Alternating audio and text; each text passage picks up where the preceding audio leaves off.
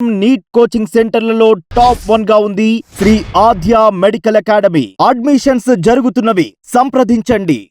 అందరికీ నమస్కారం. శ్రీమాత్రే నమః. సర్వమంగళ మాంగళ్యే శివే సర్వార్థ సాధికే శరణ్యే త్ర్యంబకే దేవి నారాయణ నమస్తే. నేను మీ సాయి శర్మ దత్తానంద.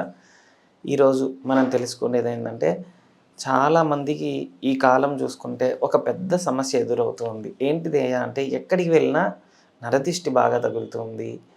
అదేవిధంగా ఎదుటివారు మనల్ని ఎప్పుడు చూసినా మనల్ని చూసి ఏడవటం, లేదంటే వాళ్ళ కలలో పడకుండా ఉండాలంటే మనం ఏం చేయాలి అంటే, వాళ్ళు ప్రతి విషయంలో మనల్ని ఏదో ఒక విధంగా టార్చర్ పెడుతూనే ఉంటారు. అది మాట విధంగానో, లేదంటే ఏదో ఒక దృష్టి విధంగానో ఇవన్నీ జరుగుతూ ఉంటే మన మానసికంగా మనకు కూడా సరైన అవగాహన లేకపోవడం, సరైన ఆలోచన లేకపోవడం, భయభ్రాంతులకు గురవటం, ఇలాంటివి చిన్న చిన్న విషయాల్లోనే జరగడం జరుగుతుంది. కనుక దీన్ని మనం ఎలా ఎదిరించాలంటే, ముందుగా ఫస్ట్ పాజిటివ్ థాట్స్తో ఉండాలి. ఎంతైనా సరే మనకి కొంతమంది తాంత్రిక పరంగా ప్రయోగం చేశారనో, లేదంటే మంత్రశాస్త్ర పరంగా మనకి ఏదో జరిగిపోయిందనో, లేదంటే గాలి పట్టిందనో, ఇవన్నిటికీ మూలం ఏంటంటే నెగిటివ్. మనం ఎప్పుడైతే చెడు ఆలోచిస్తూ ఉంటామో ఆటోమేటిక్గా మనకి ఎక్కువగా చెడు ఎదురవుతూ ఉంటుంది. అదేవిధంగా మనకి పాజిటివ్ ఎక్కువ ఆలోచించాలి. అంటే ఈ కాలం ప్రతి వ్యక్తులు కూడా ఖచ్చితంగా మన మీద సరైన అవగాహన ఉండాలి, మనల్ని బాగా అర్థం చేసుకోవాలనే సమాజంలో మనం ఉండట్లేదు. వాస్తవం చెప్పాలంటే మన చుట్టూ ఉన్నోళ్ళే మనకి ఖచ్చితంగా నెగిటివ్తోనే ఉంటారు, 100% ఉంటారు. ఎందుకంటే మనం ఎంత చేసినా అది వాళ్ళకి నెగిటివ్గా కనపడుతుంది. కాబట్టి మనకు ఇల్లు కట్టుకున్నా వాళ్ళకి ప్రాబ్లమే, మనకి సంతానం కలిగినా వాళ్ళకి ప్రాబ్లమే, మనం ఒక వ్యాపారం పెట్టుకున్నా వాళ్ళకి ప్రాబ్లమే. దీనికి కారణం ఏంటంటే మనమే మెయిన్. ఒకప్పుడు ఏం చేసేవారంటే, ఏదన్నా చిన్న కార్యక్రమం పెడితే చుట్టుపక్కల వాళ్ళందరినీ పిలవాలి, వాళ్ళతో పాటు సఖ్యంగా ఉండాలి, వాళ్ళతో ప్రేమ అనురాగం పంచుకోవాలి అనేది ఒకప్పుడు శాస్త్రం చెప్తుంది. ఇప్పుడు అదే విధంగా అందరూ పిలుస్తూ ఉంటే ఏమవుతూ ఉన్నది అంటే, నెగిటివ్ ఎక్కువ ఫామ్ అయిపోతుంది. అంటే అనవసరమైన విషయాల్లోనే ఇప్పుడు చిన్న కార్యక్రమం పెట్టుకున్న 10 మందిని పిలిచేసి 10 మందిని గ్రాండ్గా చేయటం వల్ల సహజంగా రావాల్సిన పాజిటివ్ కన్నా ఎక్కువ నెగిటివ్ వస్తుంది. ఒకప్పుడు 10 మందిని పిలిచితే 10 మంది అనేవాళ్ళు ఏమనంటే, మనవాడు బాగుపడ్డాడ్రా, మంచి డెవలప్మెంట్ అవుతున్నాడు అనుకునేవాళ్ళు. ఇప్పుడు వీడు ఇంత స్థాయికి ఎదిగాడే అని బాధపడుతున్నారు జనాలు. ఇది సహజం, నేటి సమాజం. కనుక మనం ఏ పని చేసినా ఒకటికి 10 మందికి చెప్పాల్సిన అవసరం లేదు. ఏ కార్యక్రమం అయినా, మీకు ఏదైనా దానం చేయాలని పడితే, అన్నదానం చేయాలని పడితే బయటికి వెళ్ళండి, మంచిగా అన్నదానం చేయండి. అనాథాశ్రమాలు ఉన్నాయి, వృద్ధాశ్రమాలు ఉన్నాయి. అదేవిధంగా ప్రతి వ్యక్తికి కూడా ఈ ఆశ్రమాలు అనేది ఏర్పడ్డాయి. కాబట్టి ఖచ్చితంగా చేయొచ్చు అన్నమాట.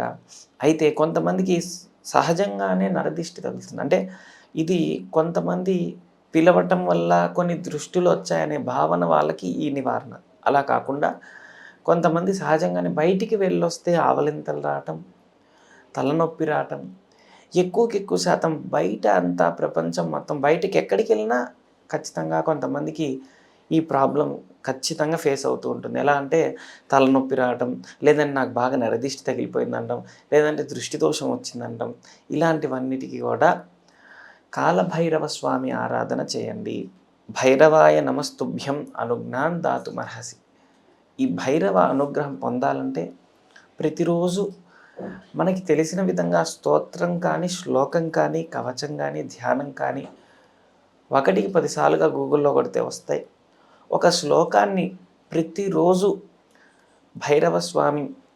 కాలభైరవ స్వామి శ్లోకం ఒకటి చదువుకొని, బొట్టు తీసుకొని, నల్ల బొట్టు తీసుకొని, ఆయనకి ప్రీతికరం కాబట్టి ఆ బొట్టు పెట్టుకోవడం వల్ల నెగిటివ్ అనేది ఫామ్ అవ్వదు.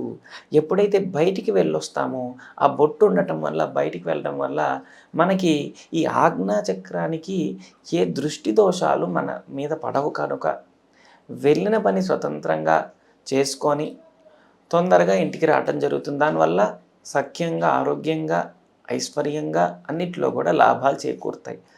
కనుక వెళ్ళిన పని విజయం సాధించవచ్చు, వచ్చిన తర్వాత ప్రశాంతత ఉంటుంది.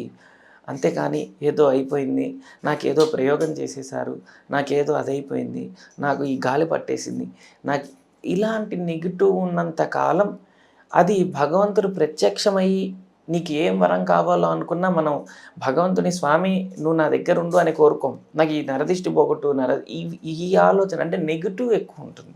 కనుక నెగిటివ్ పోవాలంటే కాలభైరవ అర్చన చేయండి. అదేవిధంగా అన్నీ చేయొచ్చు.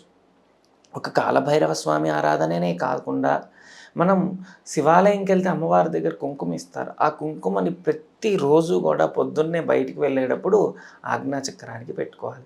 ఎందుకంటే ఆజ్ఞాచక్రానికి ఎప్పుడైతే ఈ శ్వాస సంబంధమైనంతా కూడా శ్వాస శుద్ధి అంటారు. మనం బయటికి వెళ్ళినప్పుడు మొత్తం కూడా పీల్చే గాలిలోనే కొన్ని నెగిటివ్ అన్నీ కూడా ఫామ్ అవుతూ ఉంటాయి.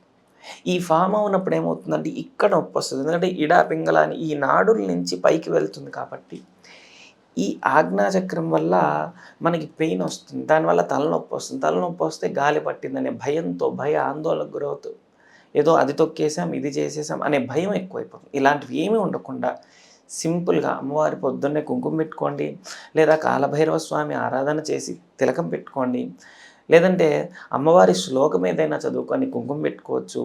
ఇవన్నీ కాకపోయినా ఆంజనేయ స్వామి సంబంధించింది మంగళవారం హనుమంత్ టెంపుల్కి వెళ్తే సింధూరం ఇస్తారు. ఆ సింధూరాన్ని ప్రతిరోజు ధారణ చేస్తే కనుక సింధూరం చాలా గొప్పది. కనుక సింధూరం వల్ల కూడా నరదృష్టి, నరఘోష, జనదృష్టి, జనఘోష ఇలాంటివన్నీ కూడా నివారణై సంపూర్ణమైన ఆరోగ్యవంతులు అవుతారు. ఓం శ్రీ దత్తాయ నమః. ఓం శ్రీ దత్తాత్రేయాయ నమః.